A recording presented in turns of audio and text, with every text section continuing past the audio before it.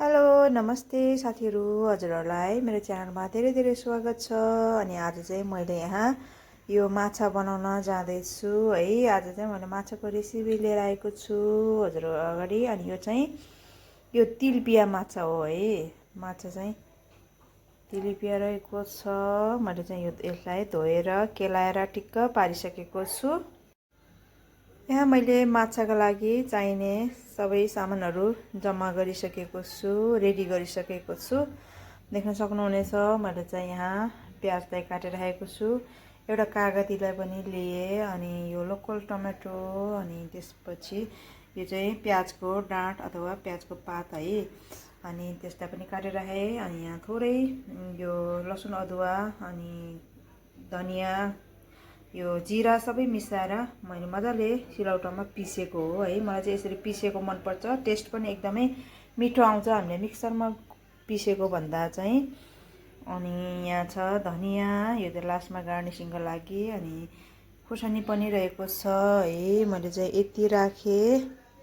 अनि हजुरहरूले चाहिँ के राखेर बनाउनुहुन्छ कमेन्ट गर्न सक्नुहुनेछ है त साथीहरू। अनि अब चाहिँ म माछालाई म्यारिनेट गर्न जाँदैछु। त्योभन्दा अगाडि मैले चाहिँ यहाँ माछाको लागि यो नुन स्वादअनुसार नुन पनि राखिदिएँ, थोरै बेसार पनि राखिदिएँ। अब यसलाई चाहिँ मजाले मिक्स गर्ने।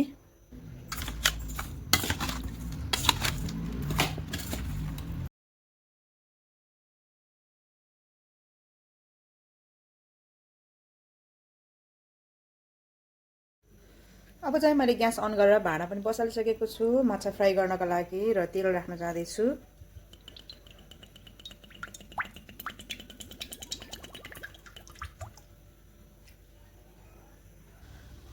तेल हाम्रो तातिसकेको छ। अब चाहिँ माछालाई म यो बिस्तारै राख्न जाँदैछु। तेल चाहिँ एकदम धेरै तातेको हुनु हुँदैन, नत्र हाम्रो माछा डढ्न सक्छ। त्यो मैले चाहिँ तेल तातिनु थालेपछि राखिदिएँ।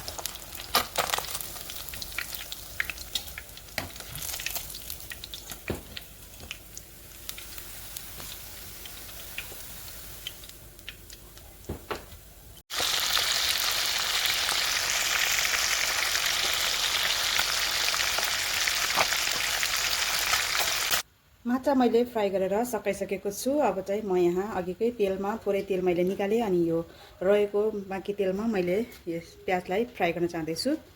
सुरुमा मैले राखेँ प्याज,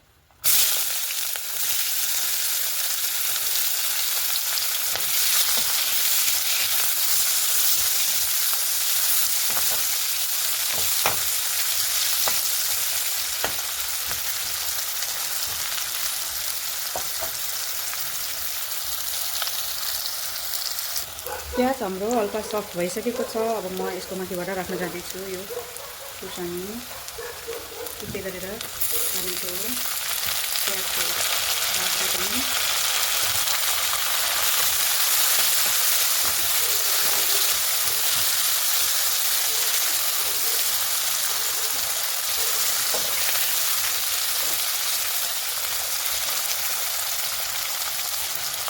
अब यसको माथिबाट म नुन अलिकति राखिदिएँ, बेसार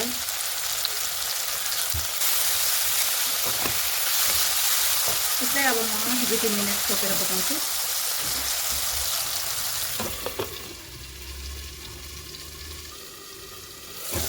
बिचमा हामी यसलाई चलाउँदै पकाउँछौँ।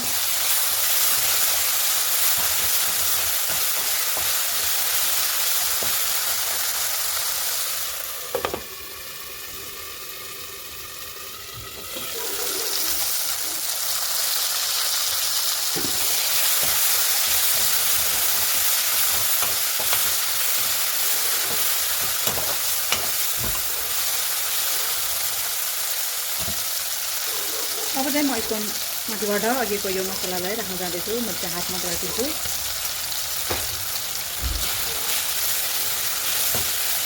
अब यसको माथिबाट म थोरै तातो पानी थोरै मात्र तातो पानी राखिदिन्छु।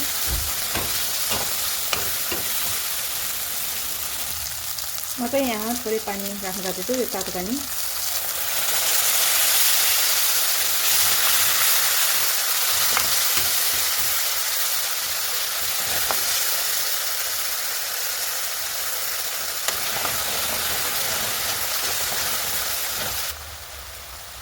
यो चाहिँ तोरी र आलसको यो पाउडर हो, म यसलाई राखिदिन्छु।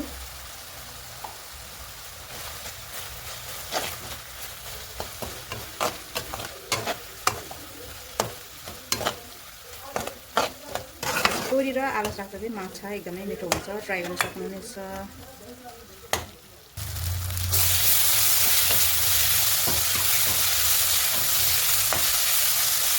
मैले यहाँ 2-3 मिनट यसरी मजाले यसलाई भुटिसकेको छु, देख्न सक्नुहुनेछ। एकदमै सबै लसुन अदुवा यो टमेटो प्याज मजाले गलिसकेको छ, देख्न सक्नुहुनेछ। अब चाहिँ म यसको माथिबाट तातो पानी राखिदिन्छु र ग्रेभी कति चाहिन्छ हजुरलाई त्यो अनुसारले राख्न सक्नुहुनेछ।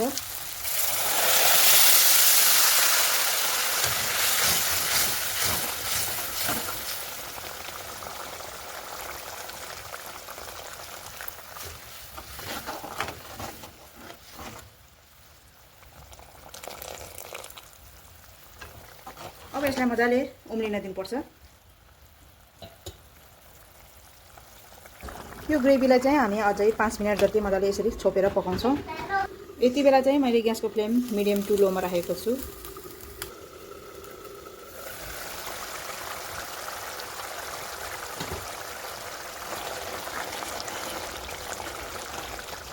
हामीले मजाले छोपेर पकाइसकेको छौँ र यो ग्रेभी अझै बाक्लो हुँदै आएको छ। सो म अझै यसमा थोरै तातो पानी राखिदिन्छु र यतिखेर चाहिँ हामीले नुन थप्न सक्नुहुनेछ है। कम्ती भयो भने टेस्ट गरेर नुनहरू थप्नु होला। मैले थोरै थपिदिन्छु यहाँ र अब यसमाथिबाट म तातो पानी राखिदिन्छु। हजुरलाई जति चाहिन्छ ग्रेभी त्यसै खातरमा राख्नु होला। अनि अब म यसको माथिबाट धनिया राखिदिन्छु।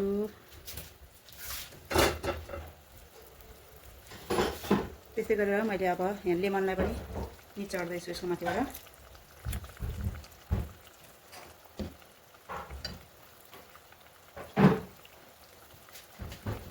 अब चाहिँ हामी एउटा गर्दै यसको माथिबाट माछालाई राख्छौँ। अब चाहिँ म यहाँ माछा राख्न जाँदैछु।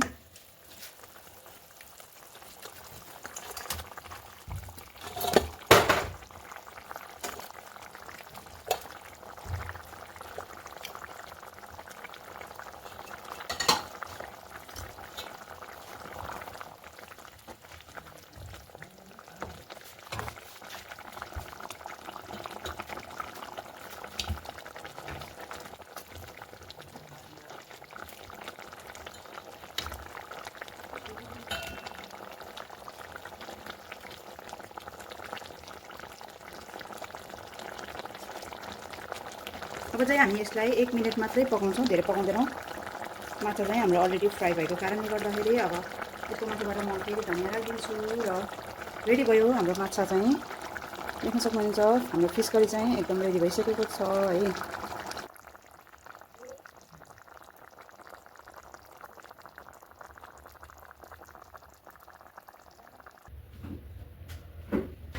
थ्याङ्क यू सो मच साथीहरू, मेरो भिडियोलाई अहिलेसम्म हेरेर साथ सपोर्ट गरिदिनु भएकोमा हजुरहरूलाई धेरै धेरै धन्यवाद। अर्को भिडियोमा फेरि भेट्ने बाटोको सहित छुट्छु। बाई बाई साथीहरू।